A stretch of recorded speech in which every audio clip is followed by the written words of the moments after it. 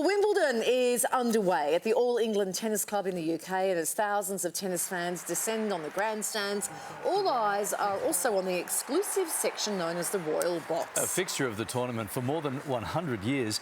This year, the Royal Box has so far featured celebrities like Kate Blanchett and Russell Crowe. So what's the royal connection to the tournament? And who else are we likely to see? Royal commentator and journalist Angela Mollard joins us now. Hi, Angela. Hi. Good to see you. A tournament has always been closely linked to the royals, right? Always.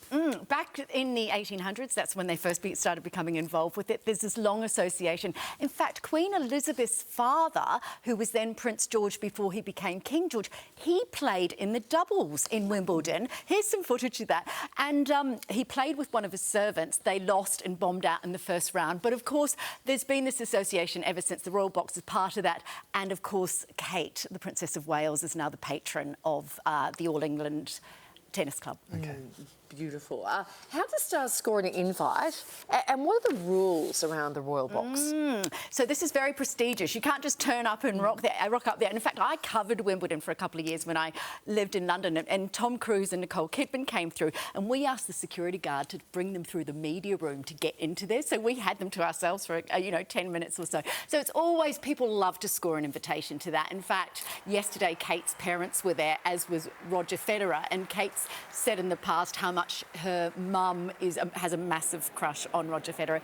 There are lots of rules. You can't wear hats because, of course, that would block the views of others. There's David Beckham there.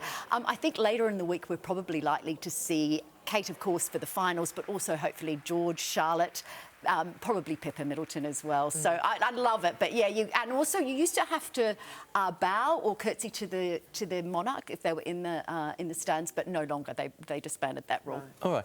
Sarah Ferguson was also in attendance. She's been in the headlines a bit again, thanks to ex-hubby Andrew. That's right. Now everyone's loving Sarah at the moment because she's just doing the right thing by the royal family. She's always saying the right thing. So this year, for the first time since 1996, the King invited her to ride in the procession at Royal Ascot, but this put her in an enormously, tricky position because Prince Andrew, of course, cannot ride in that procession, and they still live together, obviously. So she had to turn down that invitation just to keep her husband happy and to not show out that she was invited, but he wasn't. Oh, that is a tricky... That's a really tricky because every instinct would be, get me in that carriage. Absolutely. And she's there with her daughter. She would love to do that. Yeah. Speaking of Prince Andrew, speculation has begun around how Prince William is going to handle his uncle once he steps up and becomes king. That's right. I think as we learn more about the King's condition and the fact that he's now living with cancer, the thought of, him eventually passing on and William taking the throne focuses the mind, and there's a lot of commentary going on in London in terms of what William will do with the Andrew problem. Now, the thought is he is very fixed. Whereas Charles is the brother of Andrew, they've always had that relationship. Most people are saying Andrew will be on the outer forevermore. Under a William reign, he won't have any role. He'll have even less of a position than he has now. William is very hard on this, and he's very much about the trimmed-down monarchy. And, of course, this is all because of the association with Jeffrey Epstein. Yeah, of course. King Charles and Prince William have reflected on the 20th anniversary of the London bombings. What have they said? Oh, really thoughtful, beautiful things. A wonderful message from the King about his feelings for the people that were affected that day. Of course, 52 people died. Many more were injured. Actually, I was in London when that happened, and it was just the most awful day you can possibly imagine. And then William, of course, was there yesterday laying a wreath, and he was there when the survivors were speaking, and they spoke so beautifully. 52,000 white petals dropped from the ceiling to commemorate the fact that 52 people had died. People don't move on from these things easily, of course, but they talked a lot about community, and the fact that the royals are there, I think, it speaks volumes of how important it is. Yeah.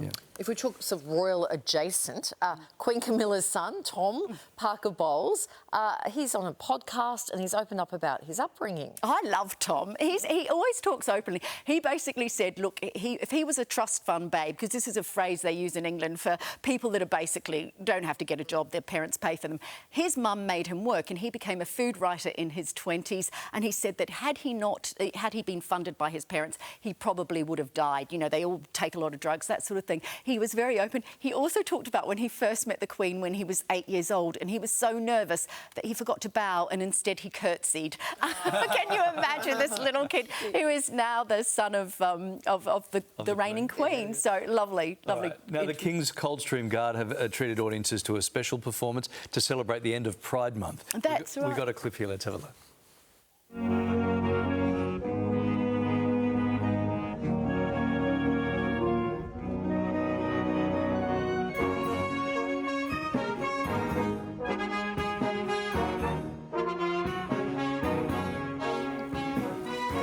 OK, that's them performing Pink Pony Club by Chapel Run.